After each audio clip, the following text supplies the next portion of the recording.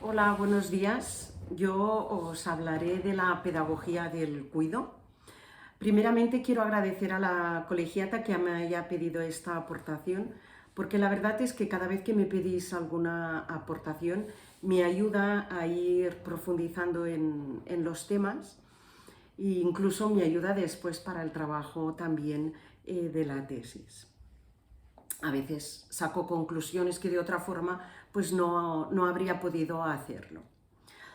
Antes de adentrarnos en lo que podríamos llamar la pedagogía del cuido, quisiera hacer un poco de contextualización y enmarcar un poquito el tema del cuido a partir del pensamiento de Alfredo Rubio.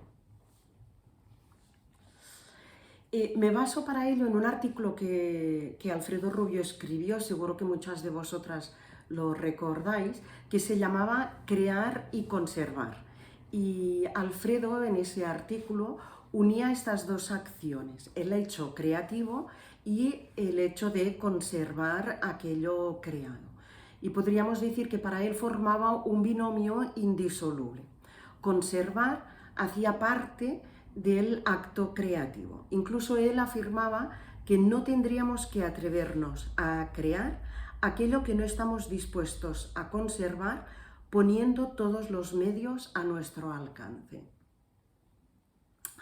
Este conservar yo creo que lo podríamos identificar sin traicionar a su pensamiento con el cuidar.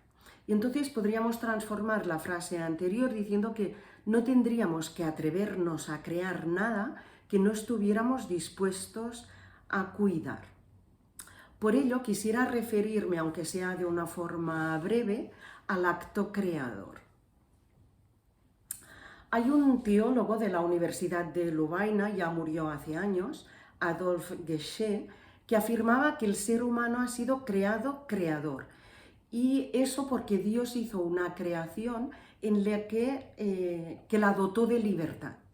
Dios, al crear, creó una creación que ya es libre en sí mismo.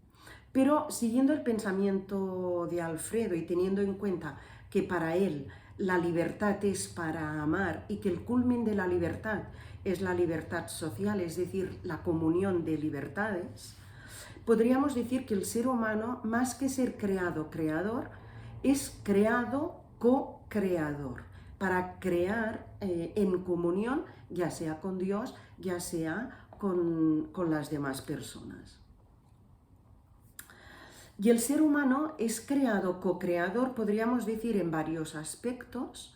Es creado co-creador, llamado a continuar la creación de Dios, y para Alfredo Rubio esto es ajardinar el mundo, embellecer el mundo, y es creado co-creador respecto a sí mismo.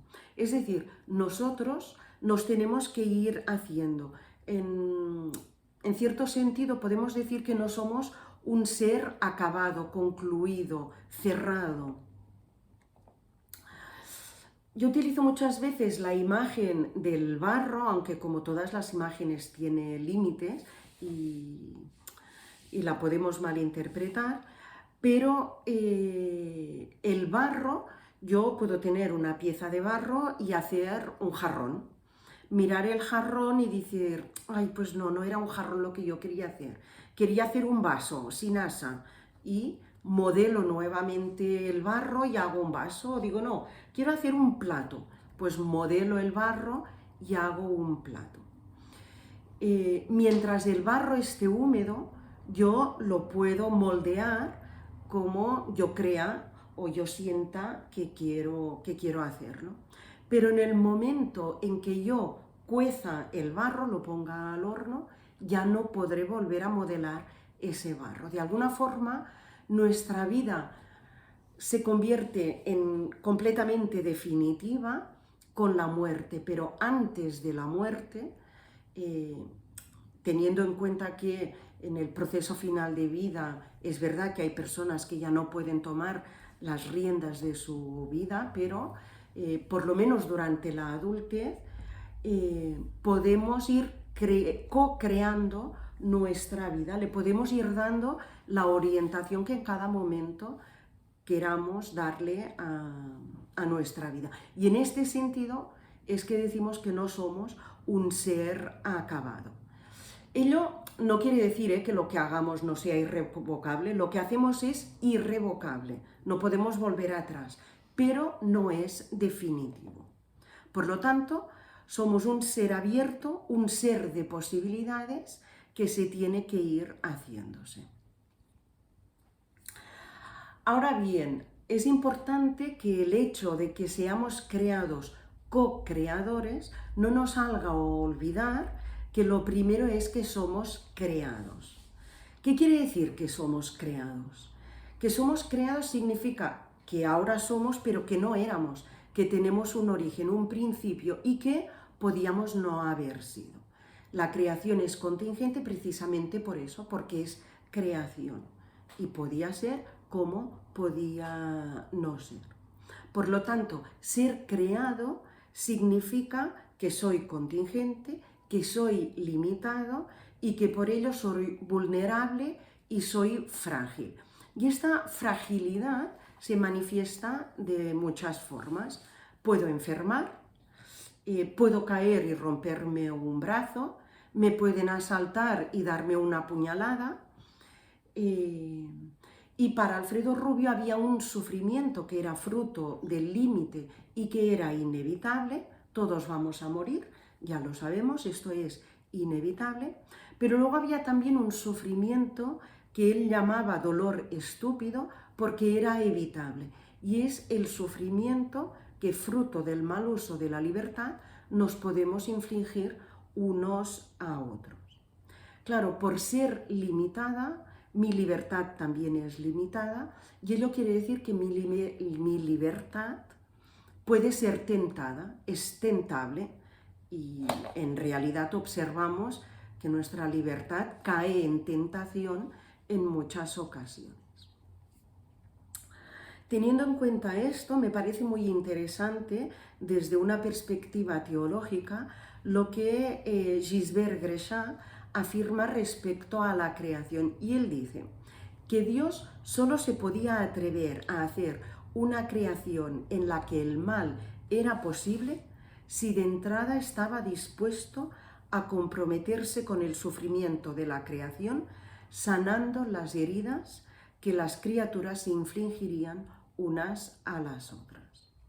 Claro, yo pienso, si realmente Dios hiciera una creación libre y después se desentendiera de ella, aquí estás y ya te apañarás, yo creo que en cierto sentido Dios sería un Dios sádico. Y en cualquier caso no sería el Dios revelado tanto en el Antiguo Testamento, que es el Dios de la alianza, ni mucho menos sería el Dios del Nuevo Testamento. De alguna forma, hacer una creación libre y desentenderse es como si yo dijera, mira, le voy a dar un cuchillo a un niño para que se corte la carne, pero no le digo que después de comer tiene que coger el cuchillo, dejarlo en la cocina y que el cuchillo no es un juguete y que si juega con él se puede cortar. Pues de alguna forma sería esto. Si Dios nos hiciera libres, sabiendo que en vez de usar la libertad para amar a los otros, la podemos usar para amarnos únicamente a nosotros, o a lo mucho, como mucho, a los nuestros, y nos desentendiéramos de los demás y fuéramos indiferentes al sufrimiento que pudiéramos causar a los demás, si Dios se desentendiera de esta forma, no podríamos decir que el Dios, que este sea el Dios que hace la creación por amor. Un Dios que crea por amor no puede después desentenderse de aquello que crea. Por eso también me parece muy interesante la afirmación de la teóloga Pepa Torres, que dice que Dios es un Dios todo cuidadoso. Y para esta teóloga, la acción creativa de Dios es inherentemente una acción cuidadosa. Y cito, la creación es la actividad creativa y cuidadosa de un Dios también Madre que nos invita a formar parte de la comunidad cósmica, a ser jardineras y amantes, co-creadoras y amigas de un mundo que nos da la vida y el sustento que es el cuerpo de Dios. Fin de la cita. Por lo tanto, podríamos decir que el acto creativo, si es por amor, no se puede desvincular del cuidado. El acto creativo por amor es inherentemente un acto al mismo tiempo cuidadoso. Alfredo Rubio, citando a San Juan, decía: como el Padre me ha amado, así os he amado yo, permaneced en mi amor. Y decía, Jesús no dice como Dios me ha amado, sino dice como el Padre me ha amado. Esto significa que Dios ama como Padre, cuidador y providente. Y de ello, decía, se desprende que los discípulos de Jesús se tienen que amar unos a otros también con este amor cuidador y providente.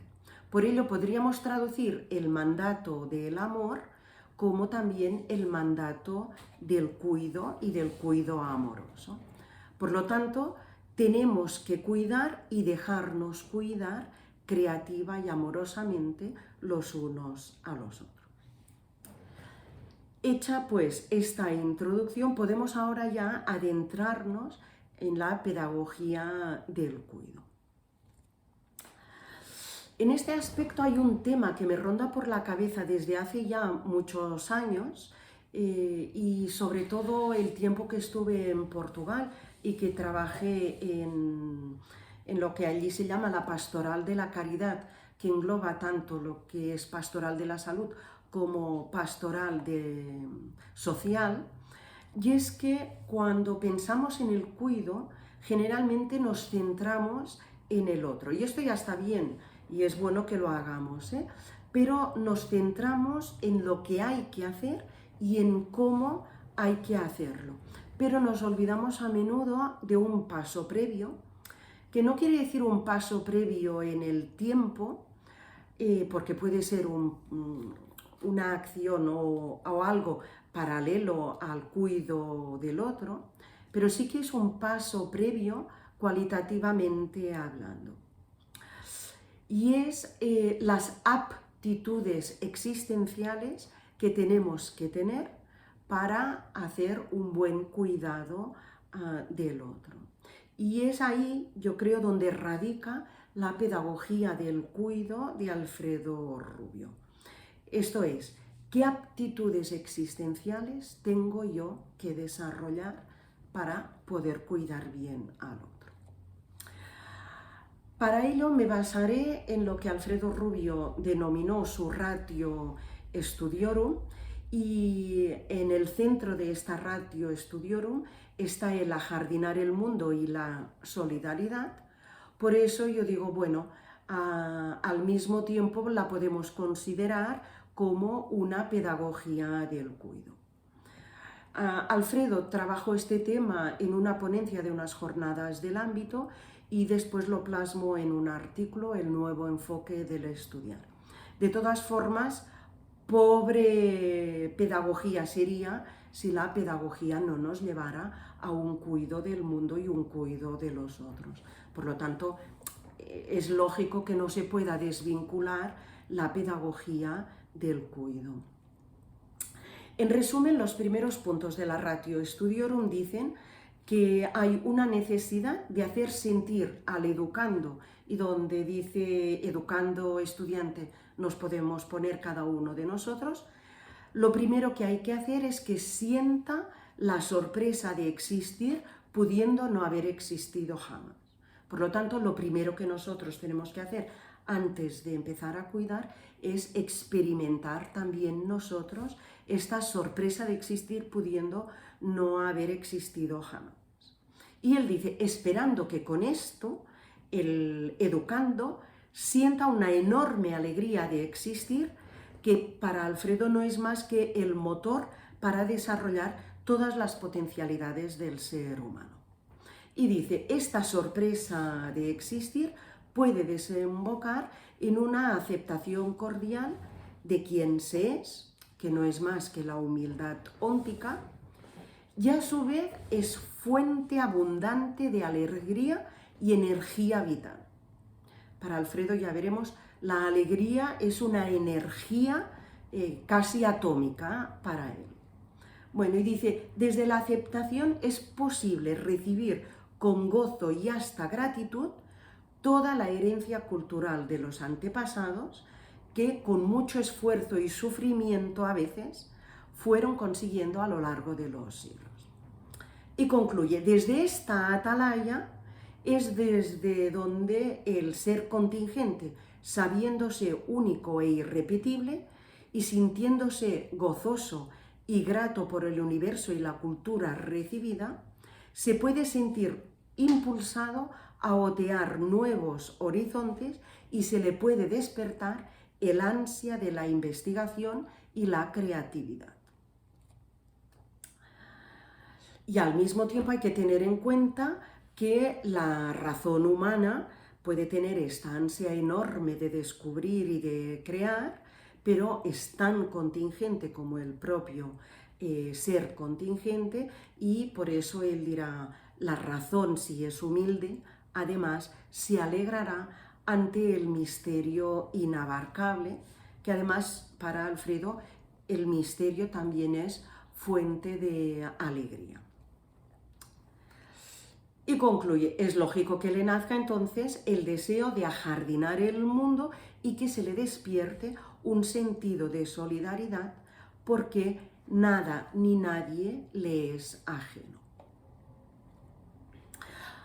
De la Ratio Studiorum y de todo este recorrido que hace Alfredo, podemos sacar o podemos entrever 4 ejes importantes en esta pedagogía del cuido. El primer eje, y ahora los iremos viendo uno a uno, es una mística del cuido. En un primer lugar, habrá que desarrollar esta mística del cuido. En segundo lugar, veremos que el cuido surge como por un rebosamiento de la alegría de existir. En tercer lugar, veremos que del cuido se desprende una vivencia no fragmentada del tiempo. Luego lo veremos, qué significa el hecho de una vivencia no fragmentada del tiempo. Y finalmente, que el cuido es para llevar a la gente a que puedan vivir la fiesta. ¿Qué quiere decir que en primer lugar tenemos que vivir una mística o hay una mística del cuido? Bueno, ya vemos por el itinerario que hemos hecho que el primer paso necesario es una conversión, y Alfredo Rubio la denominaba así, una conversión, una metanoia interior a la alegría de existir. Para poder ser cuidadosos tenemos que estar contentos de existir. Cuando Alfredo Rubio habla de la ecología, dirá que antes que construir la ecología del planeta, habrá que reconstruir la ecología interior del propio ser humano. Es este desierto el primero que tendremos que cuidar. Hay que convertirse a la alegría de existir, porque convertirse a la alegría de existir significa también convertirse al no poder. Significa superar la tentación de utilizar incluso el poder hasta para ajardinar el mundo. No es con el poder con que se ajardina el mundo, sino con la alegría de ser quien soy y cómo soy y con quién soy. La creación se embellece con el cuidado, con la delicadeza y con la ternura. El humilde óntico es aquel que se sabe vinculado a todo cuanto existe. Solo para hacer un poco de memoria, ¿no? Alfredo decía, yo soy fruto de un óvulo y de un espermatozoide concreto, otro óvulo y otro espermatozoide hubieran dado lugar a otra persona. Por lo tanto, yo soy quien soy fruto de un momento histórico concreto, fruto de unos padres concretos y de una sociedad concreta. Por lo tanto, no me puedo desvincular de nada de lo que existe conmigo. No me puedo desvincular ni de lo que existió antes de lo que yo soy fruto, ni me puedo desvincular de lo que va a existir después de mí, que será fruto de mi existencia. Y digo mística del cuido porque la humildad óntica ya nos lleva a la frontera del misterio. Por lo tanto, el cuido que se desprende de la alegría de existir es ese cuido que linda con el misterio de lo que existe. En segundo lugar, el cuido surge como por rebosamiento, como por exceso de la alegría de existir. Ciertamente el cuido se desprende de la vulnerabilidad, porque somos vulnerables, nos puede sobrevenir una contrariedad, sea ella una enfermedad, sea fruto del mal. Decía antes, puedo tropezar, caerme y romperme un brazo, pero me pueden atracar, me estiran el bolso y fruto del estirón me caigo y me rompo igualmente un brazo. Sea por una cosa, sea por la otra, porque soy vulnerable, puedo sufrir. Pero la vulnerabilidad también se manifiesta en lo que antes decía, en el hecho de que soy un ser inacabado. Y entonces yo puedo tener un acabamiento logrado o puedo tener un acabamiento malogrado.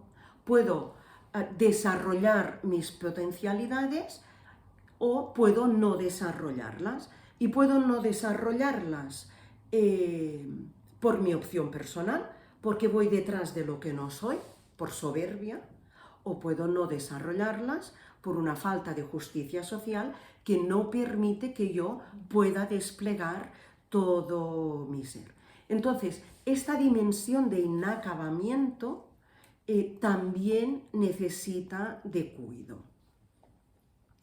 Si limitamos el cuidado a las situaciones más lacerantes de sufrimiento, podemos quedarnos con una visión muy restringida del cuidado. Es interesante la reflexión sobre el cuidado que hace Leonardo Boff. Él tiene 2 libros sobre el cuidado y él habla del cuidado esencial. Y él dice que el cuidado no se agota en un acto, sino que es una actitud que se deriva de la naturaleza del ser humano. Y para él el cuidado es en primer lugar desvelo, solicitud, atención, diligencia, celo hacia alguien o algo que se estima. Y además demuestra que el otro tiene importancia para mí y que quien cuida se siente implicado en la vida y destino del otro. De alguna forma es todo lo contrario a lo que el Papa Francisco está alertando constantemente de esta cultura del descarte y de la indiferencia. Por lo tanto, hay un cuidado que es desvelo para que el otro no tan solo se pueda desarrollar armónicamente, sino que se pueda desarrollar lo más posible.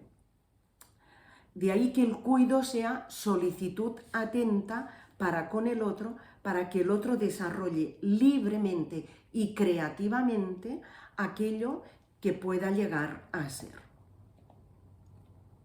Si reducimos la vulnerabilidad a las situaciones de sufrimiento, la compasión moviliza y moviliza incluso hasta al sacrificio. Cuando tenemos un ser querido enfermo, hacemos todo lo que podemos y renunciamos en muchas ocasiones a muchas cosas. Pero la compasión quizá no nos movilizará lo suficiente para cuidar este desplegamiento y este pleno desarrollo del otro. Puedo que no sea un móvil suficiente la compasión. Por eso Alfredo se basa tanto en la alegría de existir.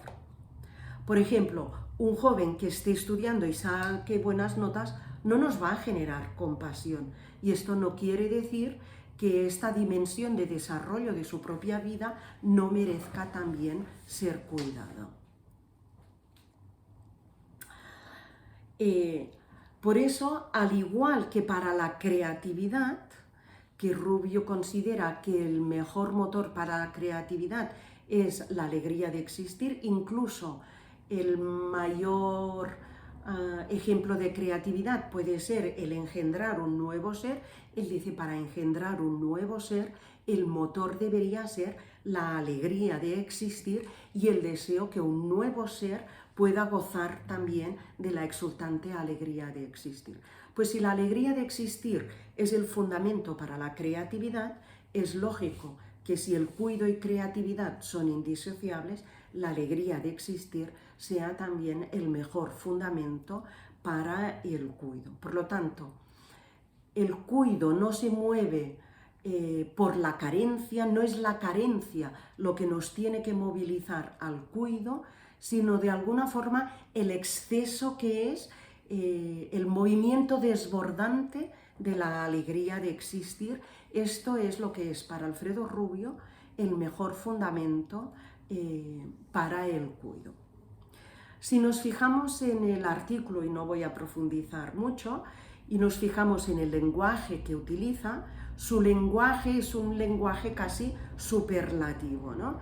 Y incluso en todo su pensamiento encontramos este lenguaje superlativo, ¿no? Existir es algo tan grande, tan maravilloso, es el tesoro máximo, es fuente permanente de alegría. Y ya yendo más al artículo, ¿no? Es un gran motor para desarrollar todas las potencialidades. La cordial aceptación es fuente abundante de alegría y de energía vital. Asumir la herencia cultural es acicate para el estudio profundo, no solo estudio profundo. Y se le despertará no solo deseo, sino ansia de investigación y creatividad. Hay un exceso en todo este lenguaje que nos da a entender este desbordamiento de la alegría existencial en el cuido. Y ello generará un enorme sentido de solidaridad. Incluso dirá, aceptar la muerte es una nueva alegría, detonador de nueva energía. Pero me podéis decir, para el carro, porque la alegría existencial no es el único motor que nos moviliza. También es motor que moviliza el resentimiento, el odio, el orgullo, incluso el individualismo narcisista moviliza incluso a grandes sacrificios en aras de tener un cuerpo esbelto, que ya es obvio que no es mi caso. Haciendo un paralelismo con la ecología, podríamos decir que el estallido de energía producido por la alegría existencial es energía limpia, energía que no tiene emisiones indeseadas. Y además es una energía, podríamos decir, renovable, autosustentable, que tiene un dinamismo que va generando cada vez más energía. Siguiendo con el símil ecológico, podríamos decir que es una energía sostenible y por ello amigable con el medio. Ajardinar, decía Alfredo Rubio, es gozo, es amistad con la creación. La alegría existencial, por eso, además de ser un móvil interior, da sentido, da orientación a la acción personal y comunitaria y apunta hacia la amistad y hacia la fiesta. El tercer punto, yo decía, del cuido se desprende una vivencia no fragmentada del tiempo. ¿Qué quiere decir con eso de una vivencia no fragmentada del tiempo? En la actualidad se vive tenemos quizá nosotros no, pero muchos jóvenes tienen una vivencia del tiempo que vive centrada en el presente, olvidando el pasado, no les importa la historia y despreocupados con el futuro, que les parece algo lejanísimo, por lo tanto solo interesa el presente. Cuando yo decía en el itinerario que hacemos con la propuesta pedagógica que presenta Alfredo Rubio, en un momento dado él dice: a partir de la alegría de existir podemos asumir el acervo cultural que heredamos y podemos agradecer este acervo cultural. Por eso Alfredo Rubio alertaba del peligro de desear ser creantes, crear, olvidando que somos creados, que tenemos un origen y este origen tiene su historia, podríamos decir, o su prehistoria. Olvidar que somos creados es olvidar que somos engendrados, que no nos hemos dado el ser a nosotros mismos. Es como si arrebatásemos la herencia cultural negando el justo agradecimiento y admiración. Pero es olvidar que en ningún momento de la historia hemos hecho tabla rasa. Es decir, heredamos y sacamos mucho fruto de todos los descubrimientos científicos que se han hecho a lo largo de la historia. Nadie empieza de cero. Si olvidamos nuestro origen, también olvidamos que tenemos que agradecer. Ya no tenemos nada que agradecer al olvidar el origen y consecuentemente tampoco tenemos nada que legar a las generaciones futuras. Si tenemos una vivencia del tiempo fragmentado, eso también nos lleva a una vivencia desresponsabilizada de nuestras acciones. Olvidamos el origen, no agradecemos, pero si no agradecemos, tampoco lamentamos los males del pasado y tampoco resarcimos los males del pasado, que también es una forma de cuidar. Y también nos desresponsabilizamos de las consecuencias hacia el futuro. Si solo nos preocupamos del presente, entonces eso nos permite también tener una relación de dominio respecto al mundo, utilizándolo y devastándolo. Nos olvidamos además de que podríamos decir, el biorritmo de la Tierra es diferente al nuestro. Cuando decíamos que cuidar es también ser amigos de la creación, cuando yo soy amigo de alguien, sintonizo mi tiempo con el tiempo del otro. Sintonizar mi tiempo con el tiempo de la Tierra es tener presente que el ritmo de la Tierra no es el ritmo de mi diminuta historia. Y al vivir un tiempo fragmentado, también conlleva como un proceso de extranjerización respecto a la Tierra. Vivo en la Tierra como si yo fuera extranjero en este planeta Tierra. Supone negar este vínculo que yo tengo con todo lo que existe, con mis padres, con mi historia, pero también tengo este mismo vínculo óntico con todo lo que existe, con el mundo. Yo decía, somos fruto de una historia, pero también somos fruto de la meteorología. Si el día que me iban a engendrar, lo voy a matizar, si el día que me engendraron hubiera habido una tormenta monumental, a lo mejor estarían preocupados, yo qué sé, pues viendo las goteras. Somos fruto de la historia, pero también somos hijos de la tierra. En el fondo, en la historia 12 del realismo existencial, Alfredo ya lo decía con ese lenguaje poético que lo caracteriza, nos une el viento porque el aire que yo exhalo es el que respira el otro.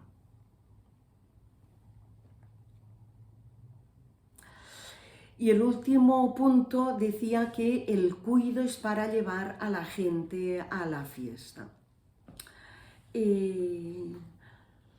¿Por qué señalo también esto? Antes lo he dicho, ¿no? Si reducimos el cuido solo a resolver situaciones de sufrimiento, nos olvidamos de esta dimensión proyectiva en cuanto a proyecto, de esta dimensión de desarrollo que tiene la persona. Y el cuido nos tiene que llevar, o el mutuo cuido nos tiene que llevar al pleno desplegamiento de la persona, y en Alfredo Rubio este pleno desplegamiento no sé si se dice desplegamiento en castellano, nos lleva a la plenitud del ser humano. Y para Rubio la plenitud es la fiesta, manifestación de la alegría de existir y gozo del reencuentro con los otros. Por eso para Alfredo Rubio conservar también es parte de la fiesta. Si decíamos que la fiesta es creativa, porque una de las características de la fiesta es la creatividad, es normal que el conservar, o dicho en otras palabras, el cuidar, también pueda llegar a ser festivo y nos lleve a la fiesta. Muchas gracias a todas.